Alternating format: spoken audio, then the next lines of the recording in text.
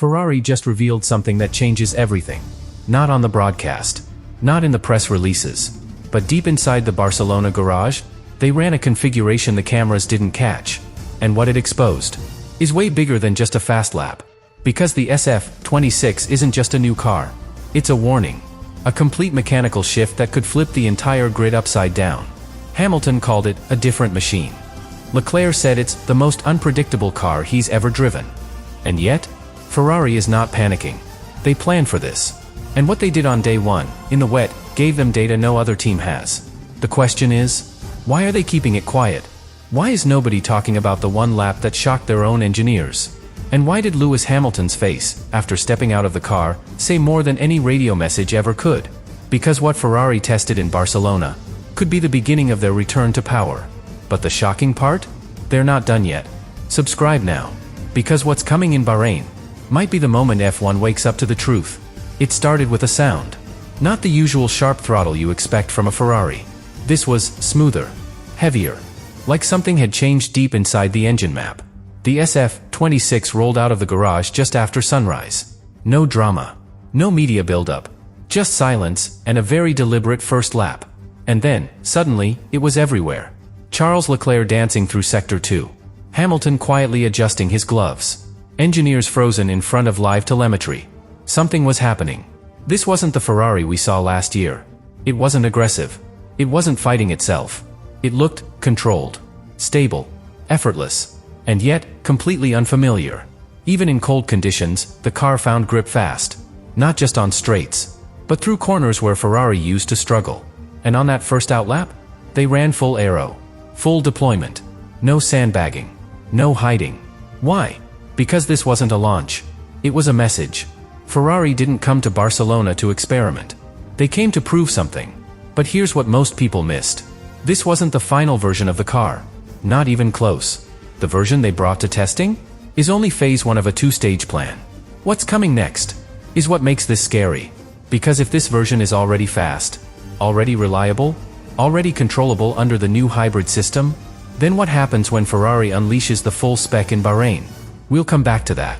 Because first, you need to understand why that first lap sent shockwaves through every other garage. From the outside, it looked like a normal installation lap. But on the data feed, Ferrari was doing something no one expected. They activated a system that other teams were deliberately avoiding. Active aero. On a damp, low-grip track. With brand new energy rules. And almost no backup data.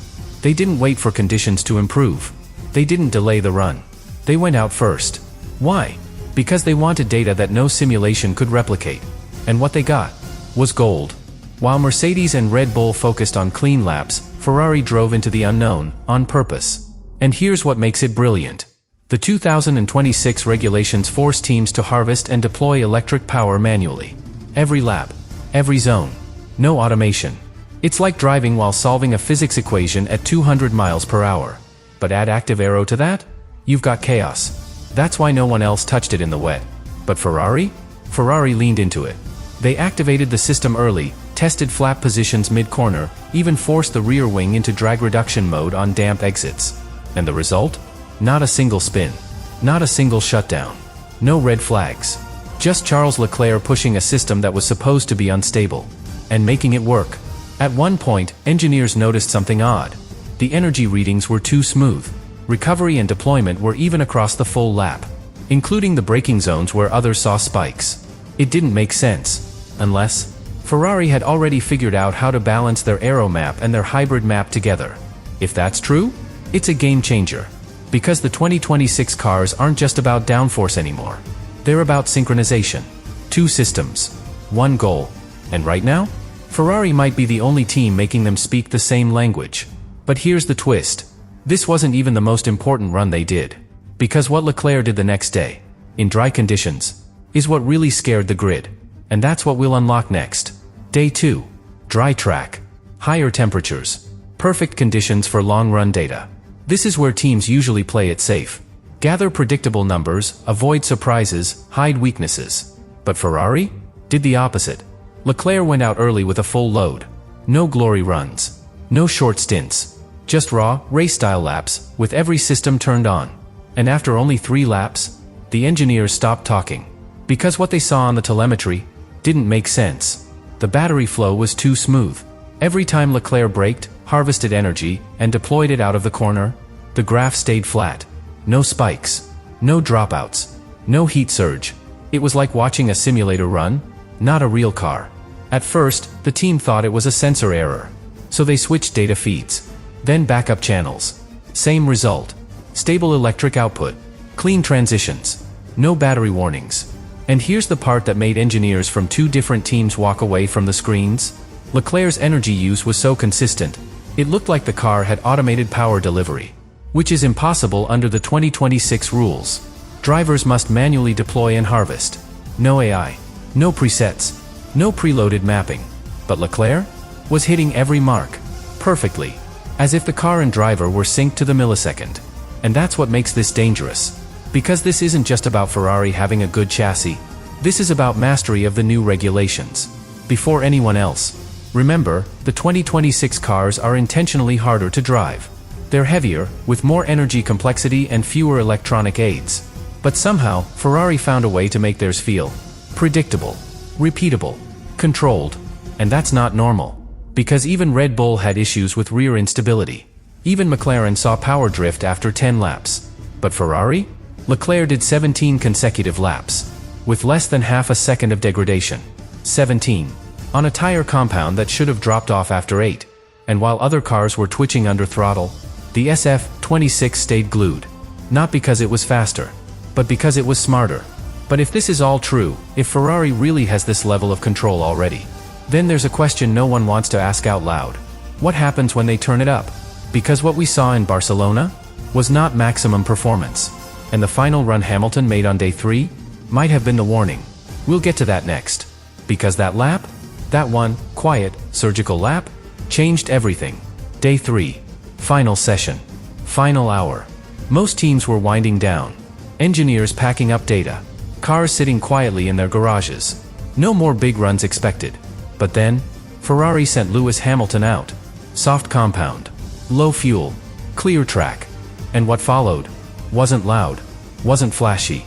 It was clinical. Hamilton wasn't wrestling the car. He wasn't fighting understeer. He was guiding it. Every apex. Every exit. Perfectly timed energy deployment. It was the cleanest lap of the entire week. And the stopwatch confirmed it. 1 minute. 16.3. The fastest time of all 3 days. But here's what most people don't know. He lifted on the final straight. Watch the footage closely, if you can find it. Right before the line. There's a small, deliberate lift. Why? No need to prove anything. No need to expose the real pace. Ferrari didn't want headlines. They wanted silence. Because silence makes rivals guess. And that lap? It wasn't just about speed. It was about control. Telemetry showed the hybrid systems were still below full deployment. Drag reduction mode was only used twice. Even the engine modes weren't maxed out. It was a test run. And it still beat everyone. And here's the twist. This lap didn't match the profile of a push lap. It matched the profile of a qualifying simulation that didn't want to look like one. And if this is the SF-26 holding back, then what happens when it's finally unleashed? That's the part that's making people nervous. Not because Ferrari is suddenly the fastest, but because they're too calm about it. No bold statements. No last-minute upgrades. No media hype. Just a message, quietly sent through sector times, that this team is no longer guessing. They know what they've built. And they're not showing all of it. Not yet. But the final test in Bahrain? That's when the gloves come off. And when they do, the grid might realize Ferrari hasn't just fixed their problems. They've weaponized them. Every team brings a plan to preseason testing. Data collection. Setup validation. Performance evaluation. But Ferrari? They brought a trap. From day one, their runs looked safe. Controlled. Intentionally slow in certain sectors. But that wasn't because the car was struggling. It was because Ferrari was running a script. And every lap was part of it. Unlike Red Bull or Aston Martin, who spent hours tweaking balance and wing angles, Ferrari made minimal changes. Same floor. Same rear wing. Same suspension settings across multiple sessions. Why? Because they weren't hunting for performance. They were tracking behavior. And here's what makes that terrifying. By keeping the car consistent, Ferrari now has the cleanest baseline of any top team. Their engineers aren't just comparing lap times. They're comparing system responses. What happens when active aero is deployed mid-corner? How does battery temperature change between lift and coast cycles? What's the margin between aggressive harvesting and thermal overload? These are questions other teams will only answer later, in Bahrain, maybe even Jeddah. Ferrari? They've already got the answers. But it goes even deeper. Because of one key decision no one's talking about. They tested in the rain. That wet running on day one? Wasn't wasted. It was leveraged. They mapped energy deployment in unpredictable conditions. They tested drag reduction logic when grip was borderline. They learned where the car breaks traction. Not in theory, but in real time. And if it rains at any point in the first 5 races? Ferrari will be the only team with real-world data on how their hybrid systems behave when everything is unstable. That's not a performance edge. That's a psychological one. Because while others are guessing, Ferrari already knows how the car reacts under chaos. And now comes the final twist. Remember how every team kept talking about flexibility? McLaren bringing no updates. Mercedes waiting for Bahrain. Red Bull hiding their package. Ferrari? They're doing both. They brought a stable platform to Barcelona. But they've already confirmed? The Bahrain spec is completely different. Which means everything we just saw was just the first half of the story. And if this was the baseline? Then we haven't seen the real SF-26 yet. Think about what we've seen so far. A car that runs flawlessly across all 3 days. No red flags. No mechanical issues. No chaos on the radio. That's not normal for Ferrari. That's new. And what's even more revealing? The drivers. Hamilton looks calm, measured, focused in a way we haven't seen since his prime Mercedes years. And Charles? Charles is no longer second-guessing the car. He's adjusting in real time, attacking exits, trusting the balance. This is not the Ferrari of 2025. This is something colder, sharper, more precise. And what makes it dangerous is the restraint. They haven't shown full engine modes. They haven't run full push laps. They haven't debuted the Bahrain package. Everything we saw in Barcelona was the safe version. A decoy. A test bed for systems integration and energy synchronization. While other teams chased lap times, Ferrari built a rhythm. While others scrambled to understand regulation changes, Ferrari leaned into them. They used the rain to test active aero. Used long runs to test thermal loads. Used Leclerc's consistency to test energy mapping. And then, they gave the final lap to Hamilton. A lap that beat everyone, while still holding something back. It's all too clean, too coordinated, too quiet. Which brings us to the real fear. If this is Ferrari at 80%, what happens at 100? If this was their baseline car, what does the Bahrain spec actually look like? If they've already mastered energy management, what else have they figured out that nobody has seen? This is no longer about beating Red Bull. This is about beating the clock. Ferrari wants to win before anyone catches up. That's why they're not making noise. Because they don't need to. The SF-26 is doing the talking. And the season hasn't even started.